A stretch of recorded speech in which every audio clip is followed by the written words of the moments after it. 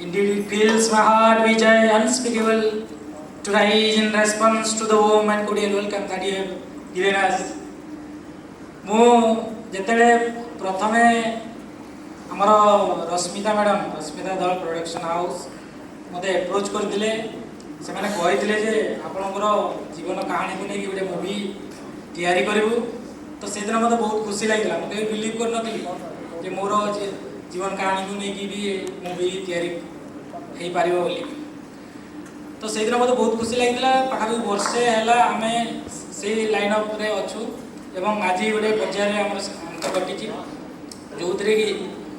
ଯେଉଁଠିକି ମାନେ ଆପଣମାନେ ଦେଖୁଥିବେ ସ୍ୱରାଜ ବାରିକ ସାର୍ ଆମର ମୋର ରୋଲ୍ ମାନେ କରିବାକୁ ଯାଉଛନ୍ତି। କୁକି ସ୍ୱାଇଁ ମୋର ୱାଇଫ୍ଙ୍କର କ୍ୟାରେକ୍ଟର ସେ ପ୍ଲେ କରିବାକୁ ଯାଉଛନ୍ତି। ଆଉ ସବୁଠୁ ମୋତେ ସେଇଦିନ ଡବଲ୍ ଖୁସି ଲାଗିଥିଲା ଯେଉଁଦିନ ମୁଁ ସେଇଦିନ ଜାଣିବାକୁ ପାଇଲି ଯେ ନାଇଁ ଏଇ ମୁଭିଟାକୁ ଡିରେକ୍ଟ କରିବେ ଆମର one of the famous director Odia director Sushant Mani sir. ତେଣୁ ମୁଁ କିଛି ମାନେ ବିନା ନିର୍ଦ୍ୱନ୍ଦରେ ମୁଁ କହିଦେଇଥିଲି ଓକେ ସୁଶାନ୍ତ ମଣି ସାର୍ ଯଦି କରୁଛନ୍ତି ୟେସ୍ ଏବେଠୁ ଭାବିନିଅନ୍ତୁ ଯେ ମୁଭି ପରମିଶନ୍ ମିଳିଗଲା। ତ ସେଇଦିନ ଆମେ ଲାଗିଛୁ ଏବଂ ଏତେ ଦୂର ଆସିଛୁ ଏବଂ ବହୁତ ଜଲ୍ଦି ଆପଣମାନେ ଦେଖିବାକୁ ପାଇବେ ମୁଭି।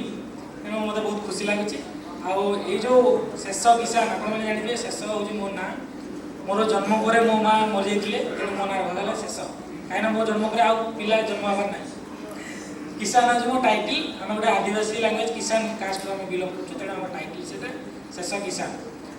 ବଲାସିଂହା ଟୁ ବର୍ଲିନ୍ ଯେଉଁ ଟେଗଲାଇନ୍ ଅଛି ବଲାସିଂହା ହେଉଛି ମୋ ଗାଁର ନାଁ। ସେଇଟା ସମ୍ବଲପୁର ଡିଷ୍ଟ୍ରିକ୍ଟରେ ଅଛି। ଏବଂ ବଲାସିଂହା ଟୁ ଯେଉଁ ବର୍ଲିନ୍ ଜର୍ମାନୀର ରାଜଧାନୀ ବର୍ଲିନ୍ ଆପଣମାନେ ଜାଣିଥିଲେ ସେଠି ମୋର ପ୍ରଥମ ପାଦ ପଡ଼ିଥିଲା। ତେଣୁ ବଲାସିଂହାରେ ଯେଉଁ ବର୍ଲିନ୍ ଯେଉଁ ସଂଘର୍ଷମୟ ଯାତ୍ରା ଯେଉଁ ମାନେ ବାପା ମା' ନଥାଇକି ମୂଲ ମଜୁରୀ କରିକି ମୁଁ ଜିନ୍ଦଗିରେ କେବେ ବହିଟେ କିଣିନି। ମୁଁ କେବେ ଟ୍ୟୁସନ୍ କୋଚିଂ କରିନାହିଁ।